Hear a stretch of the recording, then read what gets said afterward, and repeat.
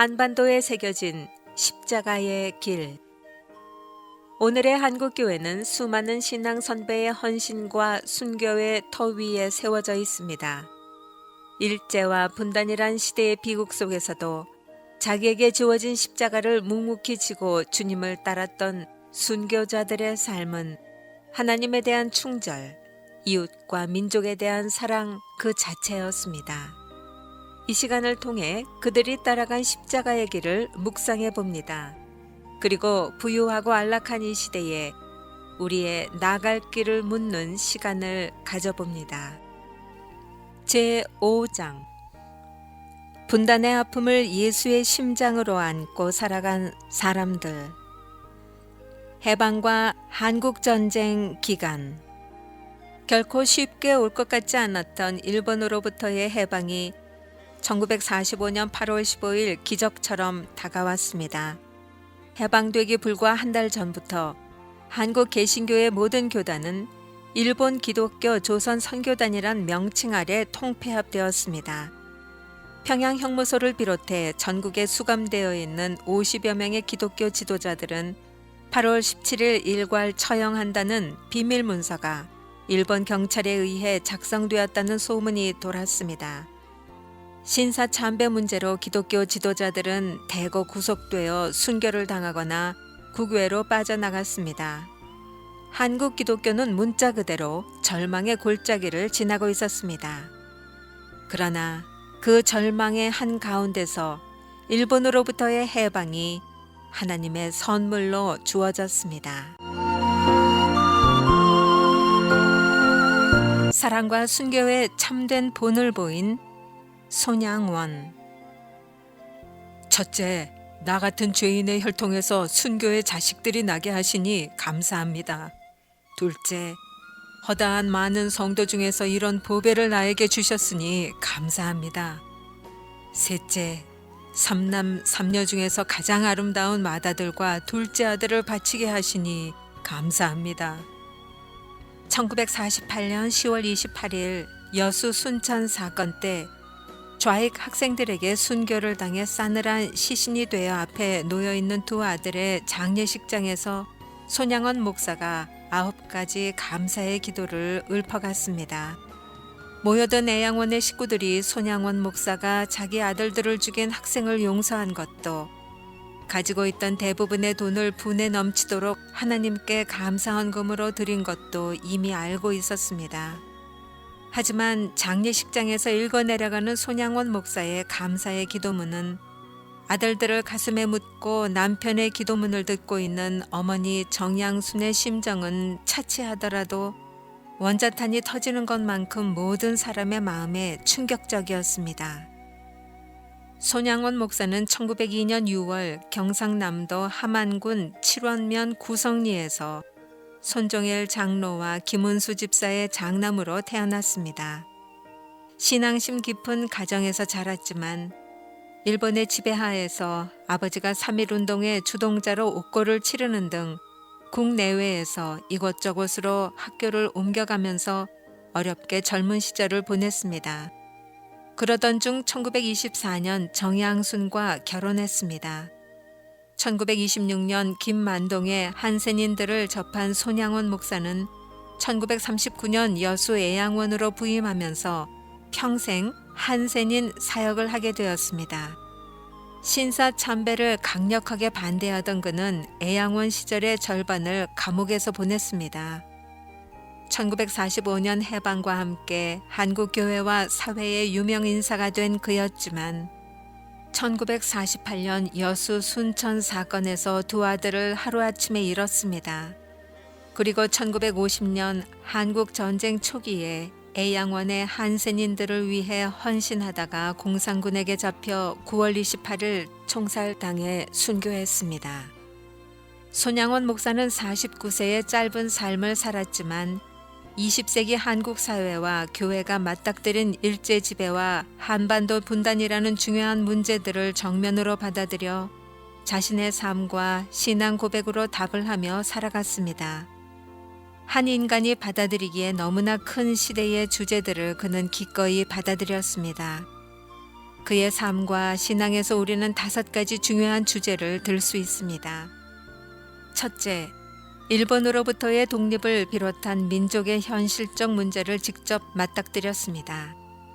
신앙의 모델을 보여준 아버지 손종일 장로는 칠원읍의 3.1운동을 주도하다가 1년 반 정도 옥고를 치른 애국지사였습니다. 해방 이후 김구가 자신의 교육 활동을 물려주고자 할 정도로 손양원은 민족의 상황을 제대로 통찰하고 있었습니다. 이후 아버지 손종일과 손양원은 한국 정부에 의해 애국지사로 추서되었습니다. 둘째, 감옥에 갇혀 온갖 고문을 당하면서까지 일본의 신사 참배 정책을 정면으로 거부하여 한국교회의 양심을 지켜내었습니다. 그는 꽃피는 봄날에만 주의 사랑 있음인가를 물으면서 신사 참배로 인한 옥중 생활을 견디어내었습니다. 셋째, 당대 한국 사회의 가장 소외된 사람들이었던 한센인들을 위해 평생을 바쳤습니다. 14호실이라 불린 중환자실에 환자들을 얼싸안고 한센병 환자들의 피고름을 입으로 빨아낼 정도로 그들을 위해 헌신했습니다. 한센인 시각장애자로 성경 전체를 암송했던 양재평 장로의 말대로 손양원 목사는 자신이 순교를 당하기 전에 이미 사랑의 원자탄 그 자체였습니다. 넷째, 남북 이념의 갈등과 분열의 상징인 여수 순천 사건에서 2 아들을 잃었지만 자기 아들들을 죽인 학생을 자신의 양아들로 삼고 하나님께 9가지 감사의 기도를 드리면서 남북의 분열과 갈등을 예수의 사랑으로 극복하고자 했습니다. 다섯째, 한국전쟁 중에도 끝까지 한센인들을 지키려고 애양원에 남아있다가 자신마저 공산군에 잡혀서 고문을 당하고 총살을 당해 순교했습니다. 잠시 몸을 피해 목숨을 건질 수 있었지만 그는 하나님의 시간표에 정해진 자신의 순교 일정표를 담담하게 피하지 않고 받아들였습니다. 짧은 생애에 드라마틱한 삶을 살았던 손양원 목사는 열정적이고 탁월한 설교자였습니다. 그의 별명이 불같은 손씨라는 손불일 정도로 성령에 사로잡힌 열정의 사도였습니다. 그리고 손양원 목사는 진정한 화해와 사랑의 화신이었습니다. 그는 경상남도 함안에서 태어났으나 전라남도 여수에서 십자가를 지면서 한국 사회의 고질적인 문제인 동서 문제를 자신의 삶을 통해 화해시켰습니다. 남쪽의 민주주의를 신봉하면서도 좌익과 공산주의마저 용서하고 사랑한 남북 화해의 본을 보여주었습니다. 또한 그는 독실한 기독교 지도자였고 한센인 사랑을 비롯한 인류애를 실천하며 한평생을 살아갔습니다. 그렇게 살다 간 손양원 목사를 홍정결 목사는 자신이 나병에 걸리기까지 하와이의 한센인들을 사랑했던 성 다미안보다 이탈리아 아시시의 프란시스보다 손양원 목사가 더 위대할 뿐만 아니라 2000년 기독교 역사에서 가장 위대한 신앙의 사표라고 주장했습니다. 손양원 목사의 사랑과 헌신의 삶은 사랑의 원자탄을 비롯한 책, 영화, 뮤지컬, 오페라, 만화 등 매우 다양한 매체를 통해 끝없이 성도들과 일반인들의 사랑을 받아왔습니다. 그를 기리는 순교 기념관이 1994년 여수 애양원에 지어졌고 그의 생가를 기리는 기념관이 2014년 완공 예정으로 경남 함안군 칠원에 건립되고 있습니다. 손양원 목사의 위대함은 자신이 믿고 옳다고 생각하는 바를 미루거나 피하지 않고 바로 오늘 실천했다는 점입니다. 그는 오늘이 내 날이다 라는 시를 통해 관념과 머리로만 하나님을 믿는 한국교회와 성도들에게 참된 목사여 참된 신앙인의 모델을 생생하게 보여주었습니다. 오늘은 내 날이요 주님 만날 준비 생활도 오늘뿐이다. 어디서 무엇을 가지고 무엇을 하다가 주님을 만날 것인가. 범죄치 말라. 기도, 성경 읽기를 등한히 하고 책임을 게을리 하다가 주님 만날까 두렵다.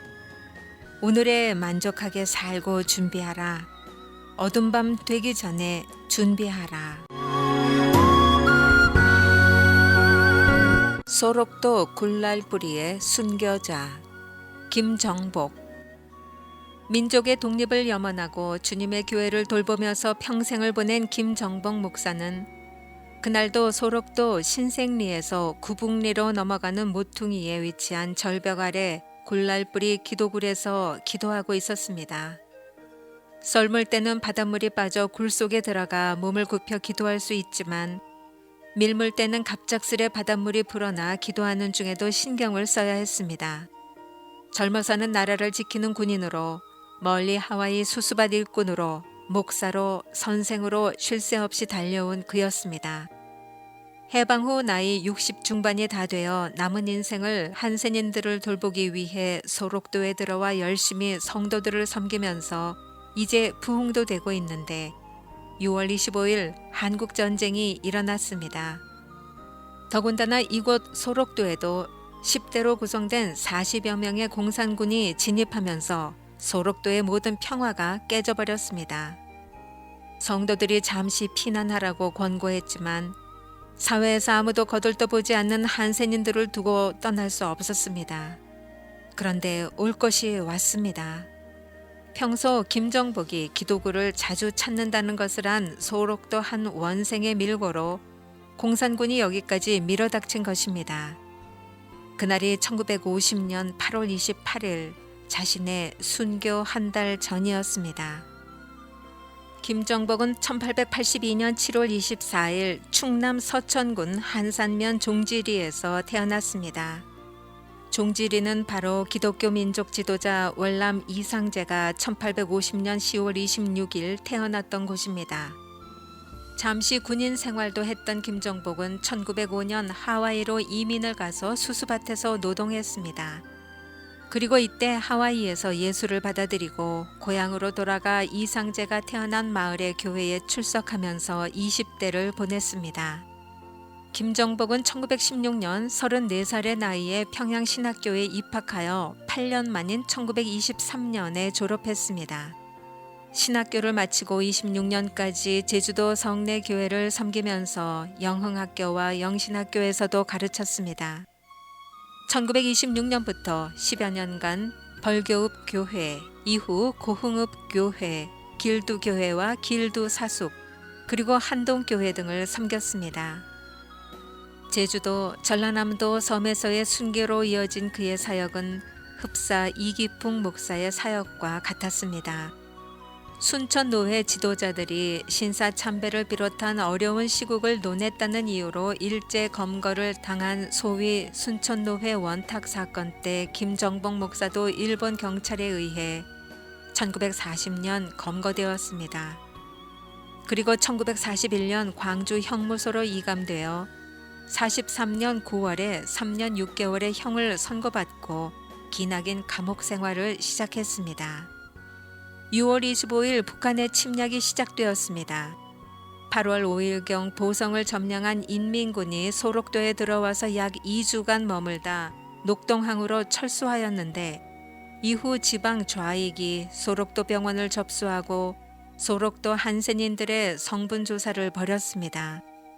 한센인들로 구성된 소록도에 큰일이 있겠느냐고 생각했던 사람들은 공산군이 들어오자 놀랄 수밖에 없었습니다. 소록도 내에도 인민위원회와 청년동맹위원회가 구성되었습니다. 그들은 찬송과 기도를 중지시키고 교회를 좌익 세력의 교육장으로 사용했습니다. 교회에서는 북한의 국가와 김일성 장군의 업적을 교육했습니다. 김정복 목사는 모든 활동을 정지당했습니다.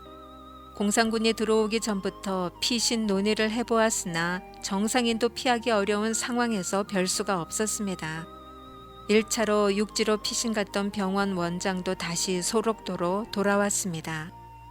소록도의 절대 다수를 차지하는 교우들이 김정복 목사에게 간청했습니다.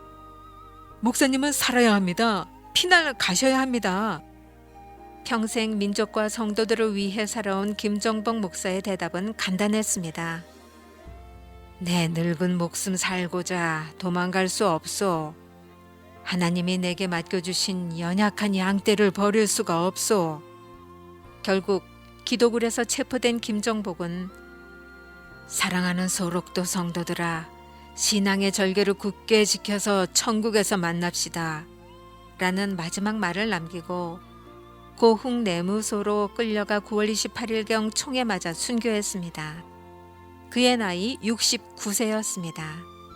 공산군이 물러가고 1951년 고대장 목사가 부임해서 3월 3일에 김정복 목사 추모 예배를 드렸습니다. 그리고 오랫동안 가려진 김정복 목사의 삶과 신앙은 김두영 목사와 천대성 목사를 중심으로 한 기독교 십자성 선교회에 의해 본격적으로 다루어졌습니다. 오늘의 소록도 교회를 있게 한 김두영 목사는 1977년 9월 30일 김정복 목사의 순교 27년 만에 순교 기념비를 중앙교회 앞뜰에 세웠습니다. 천대성 목사는 1978년 김정복 목사의 일대기를 담은 영화 사랑의 뿌리를 제작했고, 오랫동안 잊혀졌던 김정복 목사의 유해를 고흥읍 도로변 기슭에 안치해서 소록도로 들어가는 길목을 지키게 했습니다. 1978년 5월 17일에 소록도 병원 당국은 선착장에 술록탑을 세우고 김정복 목사와 병원을 지키다 순직한 11명의 이름을 새겼습니다. 중앙교회 앞뜰에 세워진 순교 기념비는 김정복 목사의 순교가 한국교회 회복과 부흥을 꿈꾸는 샛별이라고 기록하고 있습니다. 샛별. 인생은 가지만 말씀은 계속 흐르고 역사는 바뀌지만 여전하리. 고인의 발자국은 순교의 꽃이 되고 전시받던 십자가는 승리를 가져오리. 핏줄 없는 서름보다 더욱 애달픈 복음 사역. 후계자를 평생 그리워 버림받은 병든 양떼 가슴에 안고 말씀으로 가꾸고 기도로 길러 보석보다 귀한 은혜 복음 사명을 이 동산 양떼에게 맡겨주셨네. 오직 불구 이 몸 묶어 예수 이름을 멀리 가서 사람에게 못 전하나 별 따라 순교에 피어 십자가 제단 앞에 쪼개 들려서 산 제물로 주님 뒤를 따라가리라.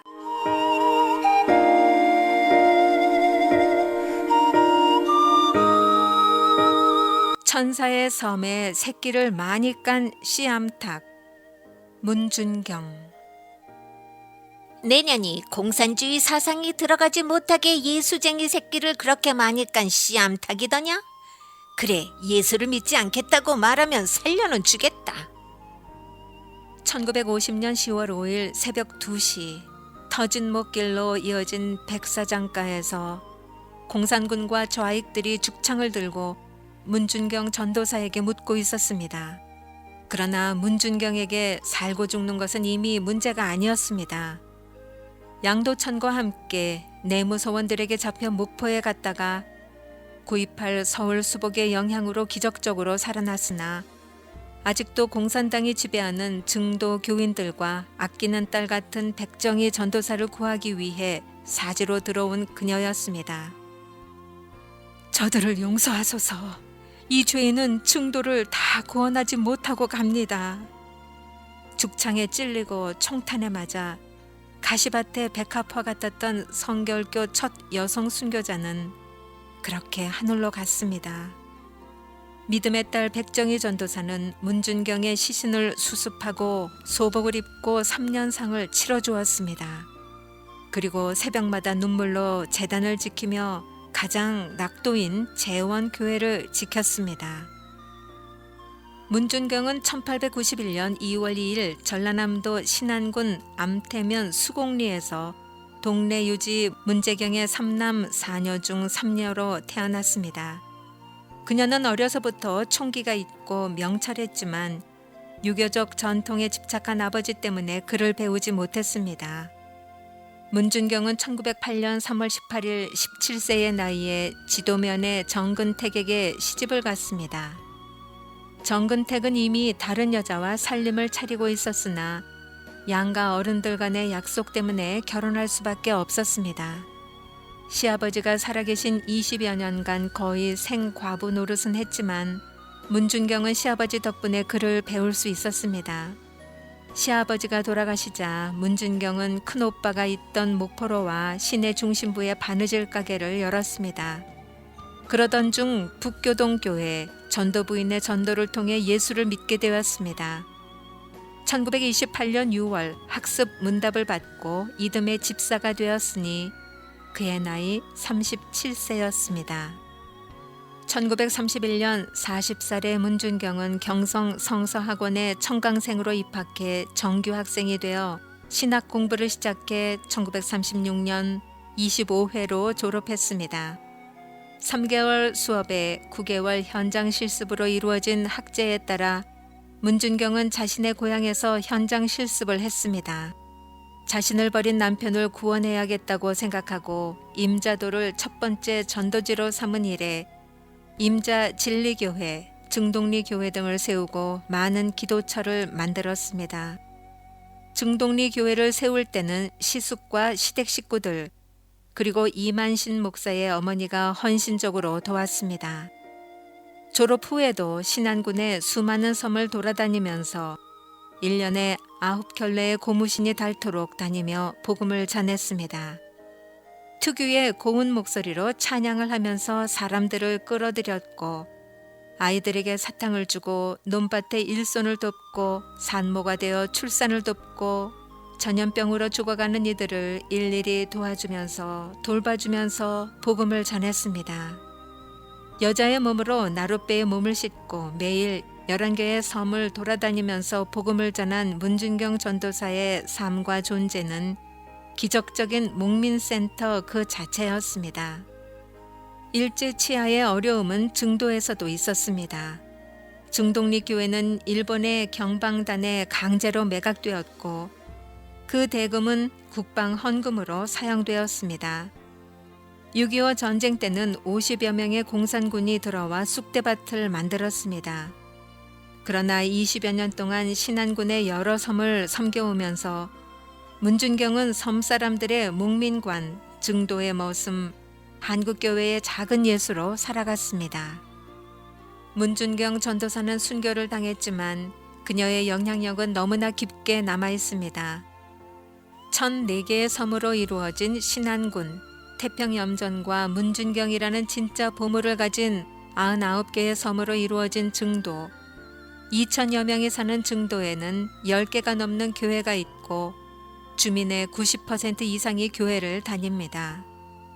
섬에서 흔한 선술집이나 풍어제에 한 번 지내지 않는 증도, 이것이 바로 문준경 전도사의 삶과 신앙의 결과입니다. 문준경이 마지막까지 섬긴 증동리 교회에는 처음 세운 교회터, 순교 기념비, 문준경 전도사가 쳤던 종이 있습니다. 그리고 교회 뒷산을 1km 정도 올라가 상정봉에 이르면 문준경이 기도했던 바위가 있습니다. 그 바위 정면에 서면 한반도의 모습을 한 섬의 광경을 한눈에 볼 수 있습니다. 문준경 전도사는 이 작은 섬에서 여인의 몸으로 일제와 분단에 희생당한 한반도와 한국교회를 위해 기도했을 것입니다. 신안 앞바다에서 보물이 난 것, 최고의 소금을 만들어내는 태평염전, 그리고 한국교회의 보배 문준경이 이 땅 증도에서 난 것은 하나님의 섭리였습니다. 그의 가르침을 받고 김준곤, 이만신, 정택이, 이인재 등 10여 명의 기라성 같은 한국교회의 목회자가 배출되었습니다. 문준경 전도사가 순교당한 후 증도의 교회들과 주민들은 그녀를 기리는 순교비를 세우고 다음과 같이 기록했습니다. 여기 도서의 영혼을 사랑하시던 문준경 전도사님이 누워 계시다. 빈한 자의 위로되고 병든 자의 의사, 아해 낳는 집의 산파, 문명퇴치 미신타파의 선봉자, 앞에 지도, 임자, 자은, 암태, 안좌등지의 복음전도, 진리, 증동리, 대초리, 방충리 교회 설립, 모든 것을 섬사람을 위하였고 자기를 위하여는 아무것도 취한 것이 없었다. 그대의 이름에 하나님의 은총이 영원히 깃들기를. 우리들의 어머니 문준경 전도사를 위하여 감사의 충만한 지도 증동리 교회.